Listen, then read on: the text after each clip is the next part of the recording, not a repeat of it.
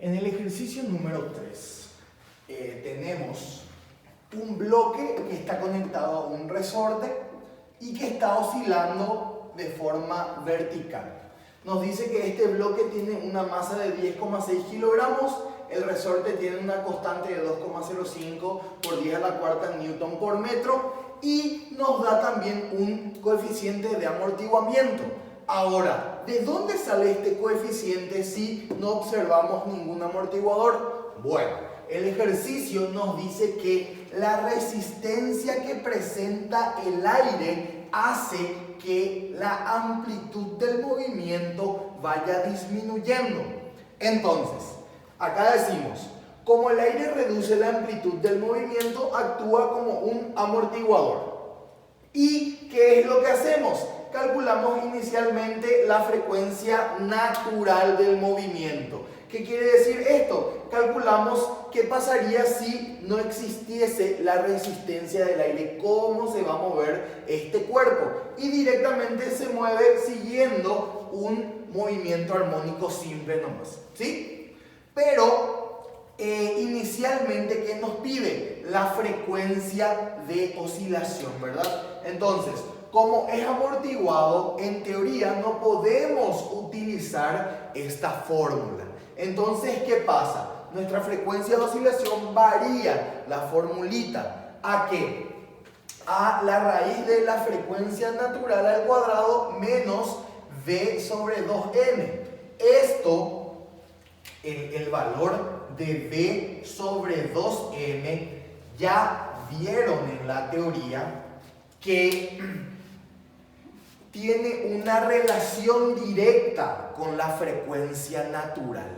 ¿Qué quiere decir eso? Que si esta frecuencia nos sale cero, es decir, V sobre 2M es igual a omega sub 0, ¿qué es lo que ocurre ahí? Esta es la condición para amortiguamiento crítico, ¿sí? Eso es para manejar nada más. En nuestro ejercicio no vamos a utilizar, pero para que vean, si estos dos valores son iguales, ¿qué va a pasar? Esto se va a volver cero. Entonces ahí se dice que se tiene un amortiguamiento crítico. También existe el caso en que V sobre 2M es mayor a omega sub 0. En ese caso, ¿qué se tiene? Se tiene un movimiento sobreamortiguado. ¿Y qué es lo que pasa en el movimiento sobreamortiguado? Vamos a decirle que el móvil o lo que está oscilando, si tenemos amortiguamiento crítico, ¿qué pasa? Directamente o rápidamente baja y se estabiliza el movimiento. ¿Qué quiere decir eso? Que el móvil o este cuerpo o el cuerpo que está sometido al movimiento no realiza esta oscilación, sino que directamente va a la posición de equilibrio. Ahora, si V sobre 2M es mayor a omega sub 0, es un movimiento sobreamortiguado. ¿Qué quiere decir eso?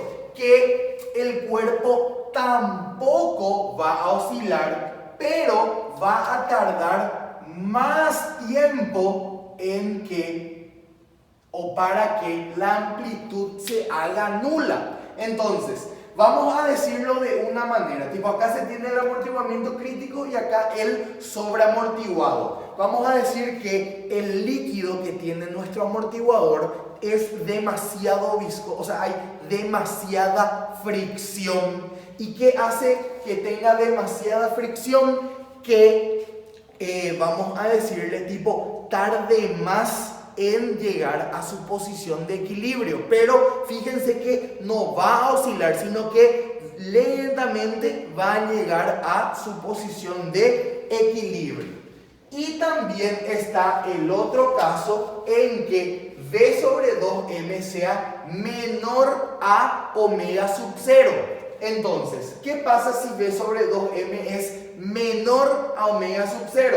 Fíjense que acá nos va a dar ciertos valores para omega. Si esto es menor que omega sub 0, ¿Qué ocurre ahí? Se dice que se tiene un movimiento subamortiguado, es decir, que el movimiento es algo así, tipo, va disminuyendo la amplitud, pero en cada oscilación disminuye. O sea que un movimiento subamortiguado, ¿qué es lo que nos va a dar? Tipo, vamos a ver un sube y baja, va a pasar por tipo la posición de equilibrio, va a ir hasta menos amplitud, va a subir hasta más amplitud, pero ya va a reducirse. Fíjense, cada vez la amplitud se hace más y más pequeña hasta llegar al equilibrio, ¿sí? Entonces, esos son los tres casos que se pueden dar.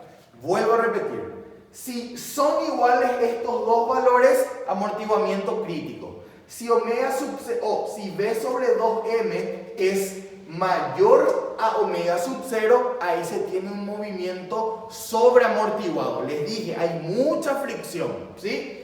Y si B sobre 2M es menor que omega sub 0, ¿qué pasa? Hay menos fricción, entonces el móvil tipo tiene este movimiento.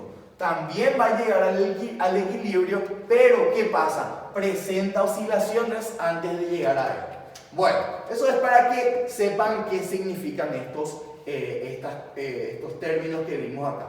Después, para nuestro ejercicio en sí, ya tenemos calculado omega sub 0, V es dato del coeficiente de amortiguamiento y M también es dato. Lo metemos en la fórmula y tenemos la frecuencia de oscilación.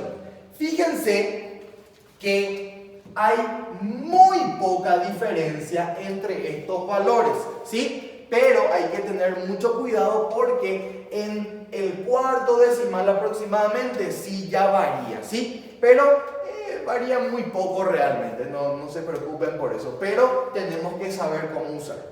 Y una vez que tenemos esto, directamente decimos 2pi por frecuencia entonces omega sobre 2pi, y hallamos que la frecuencia de este movimiento es de 7 Hz. Bueno, eso es lo que nos pedía el ítem A. El ítem B nos pide cuánto disminuye la amplitud. Entonces, ¿nosotros qué sabemos? Tipo, cuando se deduce la ecuación diferencial de un movimiento amortiguado, aparece un nuevo término que es ¿cuál? Es menos v por la velocidad. Entonces, ese término en la ecuación diferencial, ¿qué es lo que hace? Nos da otra solución. ¿Cuál es la solución? Es esta, ¿sí? Fíjense que es muy parecido al movimiento armónico simple, pero difiere acá en este término, ¿sí? Este término es el que diferencia un movimiento amortiguado de un armónico simple. Y fíjense que es una exponencial, ¿sí?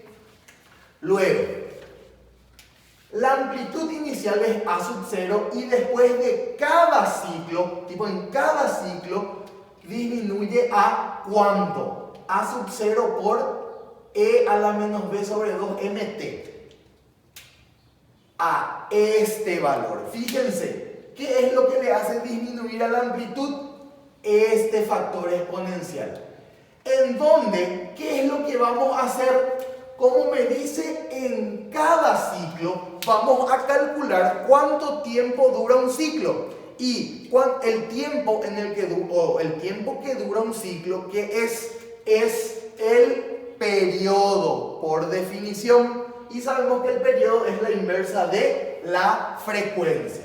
Entonces, ¿cuánto disminuyó mi amplitud? Inicialmente era A sub 0 y después de un ciclo es ¿cuánto? A sub 0 por E a la menos B sobre 2M.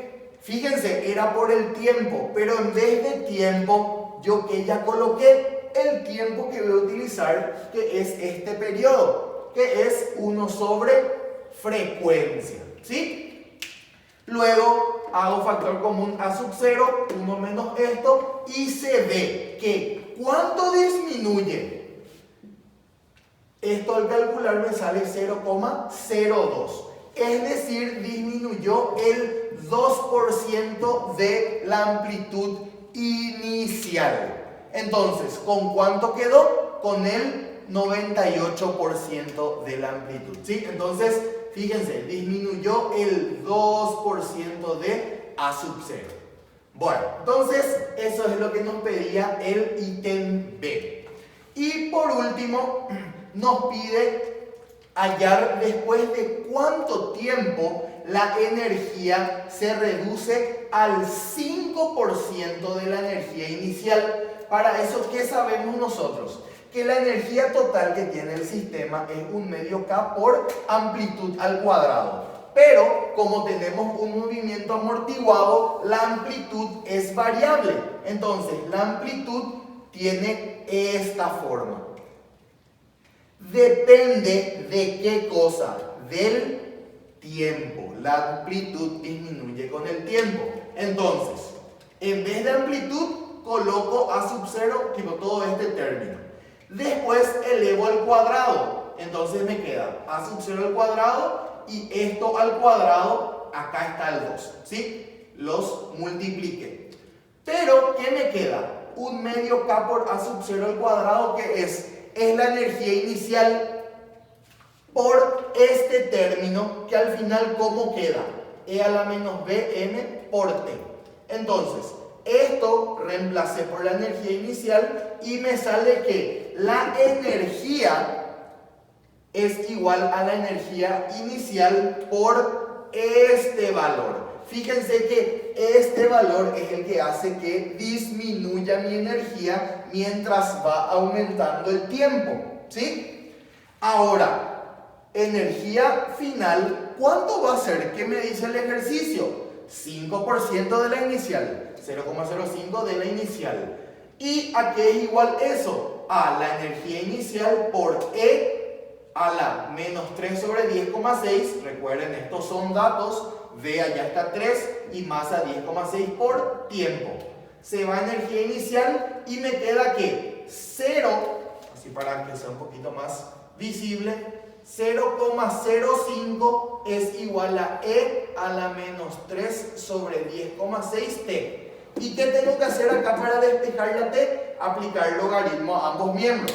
Logaritmo natural de 0,05 es igual al logaritmo natural de E por el exponente. Entonces, fíjense, de acá despejé y me queda que el tiempo para el cual la energía disminuye hasta 0,05%, hasta 5% de la inicial es 10,58 segundos. ¿Aproximadamente cuándo? Es, aproximadamente después de varias oscilaciones, porque fíjense nomás en el periodo.